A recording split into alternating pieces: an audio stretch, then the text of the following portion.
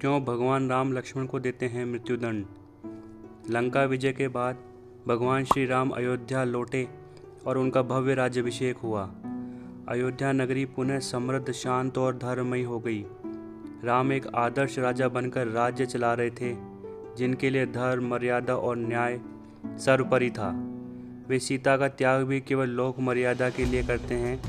यहीं से उत्तरकांड की कहानियाँ शुरू होती हैं, जो श्री राम के जीवन के अंतिम वर्षों को दर्शाती है।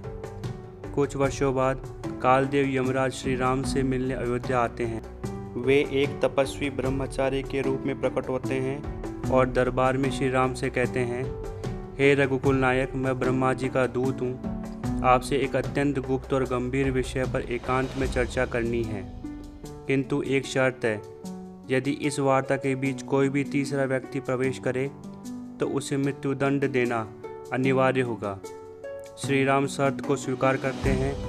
वे अपने अनुज लक्ष्मण को बुलाते और कहते हैं, हे लक्ष्मण, जब तक मैं इस ब्रह्मचारी से वार्ता कर रहा हूँ, तुम महल के द्वार पर पहरा दो।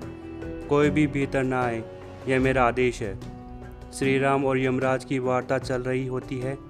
तभी महान तपस्वी महर्षि दुर्वासा राजमहल के द्वार पर आते हैं। दुर्वासा ऋषि अपने क्रोध और शीघ्र शाप देने के लिए प्रसिद्ध थे। हे रघुकुल वीर, मुझे तुरंत श्री राम से मिलना है। मुझे बहुत आवश्यक कार्य है। लक्ष्मण हाथ जोड़कर निवेदन करते हैं, ऋषिवर, अभी श्री राम अत्यंत गोपनीय वार्ता में व्यस्त हैं। कृपया कुछ समय प्रतीक्षा करें। दुर्वासा क्रोधित हो जाते हैं और गरज कर कहते हैं, यदि तुमने मुझे तुरंत श्री राम से नहीं मिलवाया तो मैं पूरे रघुकुल को भस्म कर दूंगा, तुम्हारे राज्य को शापित कर दूंगा। अब लक्ष्मण गहरे धर्म संकट में पड़ जाते हैं। यदि वह ऋषि को रोकते हैं तो उनका श्राप श्री राम और अयोध्या को नष्ट कर सकता है। यदि उन्हें वह भीतर जाने देते हैं तो श्री राम की आज्ञा और यमराज की शर्त का उल्लंघन होता है। आखिरकार लक्ष्मण अपने प्राणों की आहुति देने का निर्णय लेते हैं, परंतु श्री राम की प्रतिष्ठा, अयोध्या की रक्षा और ऋषि के श्राप से बचाव को प्राथमिकता देते हैं। वे दुर्वासा ऋषि को भीतर जाने की अनुमति दे देते हैं। जब वार्ता समाप्त होती है, यमराज श्री राम को यह रहस्य बताते हैं कि अब उनका समय मृत्यु के निकट है। वे उन्हें विष्णु लोक लौटने का संकेत देते हैं और विदा लेते हैं। यमराज जाते ही श्री राम यह जान जाते हैं कि लक्ष्मण ने आज्ञा का उल्लंघन किया है। अब श्री राम स्वयं मर्यादा पुरुषोत्तम है। उन्होंने एक बार शर्त मान ली थी तो उनका पालन करना उनका धर्म है। वे अत्यंत दुखी होते हैं। वे अपने मंत्रियों और ऋषियों से परामर्श करते हैं और सब एक मत होते हैं कि राजा को धर्म की रक्षा करनी चाहिए, भले ही वह निर्णय कितना भी कठिन क्यों न हो। श्री राम अपने अश्रुपूरित नेत्रों से लक्ष्मण को बुलाते हैं, हे लक्ष्मण, तुमने मेरी आज्ञा का उल्लंघन किया है। मैं जानता हूँ तुमने यह लोक कल्याण के लिए किया है, परंतु रघुकुल की मर्यादा यह है कि वचन से बड़ा कुछ नहीं होता, इसलिए मुझे तुम्हें मृत्युदंड देना होगा।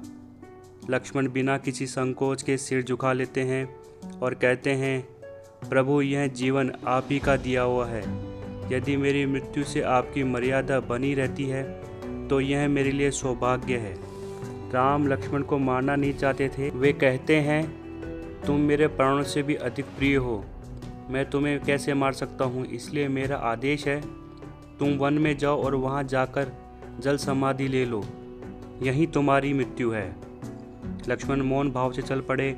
वे सरयू नदी के तट पर पहुँचते हैं। मन ही मन राम को, सीता को और अयोध्या को प्रणाम करते हैं। कुछ ग्रंथों के अनुसार जैसे ही लक्ष्मण जल में समाते हैं, देवता उन्हें नमन करते हैं और इंद्र अपने रथ पर आकर उन्हें ले जाते हैं, क्योंकि लक्ष्मण वास्तव में शेषनाग के अवतार थे। लक्ष्मण के चले जाने के बाद श्री राम गहरे शोक में डूब जाते हैं। वे यह निर्णय लेते हैं कि अब उनका धरती पर कार्य पूर्ण हो चुका है। कुछ समय बाद वे अपना राज्य भरत को सौंपते हैं और सरयू नदी में स्वयं भी जल समाधि लेकर विष्णु लोक को प्रस्थान करते हैं। धर्म और वचन की रक्षा करना सर्वोच्च है, चाहे वह कितना भी कठिन क्यों न हो। लक्ष्मण का त्याग भाई के लिए नहीं था, धर्म के लिए था। श्री राम और लक्ष्मण दोनों ने दिखाया कि मर्यादा और कर्तव्य के आगे स्वयं का जीवन भी तुच्छ होता है। यह कथा बताती है कि सच्चा आदर्श वह है जो कि निजी भावना से ऊपर उठकर न्याय का पालन करे।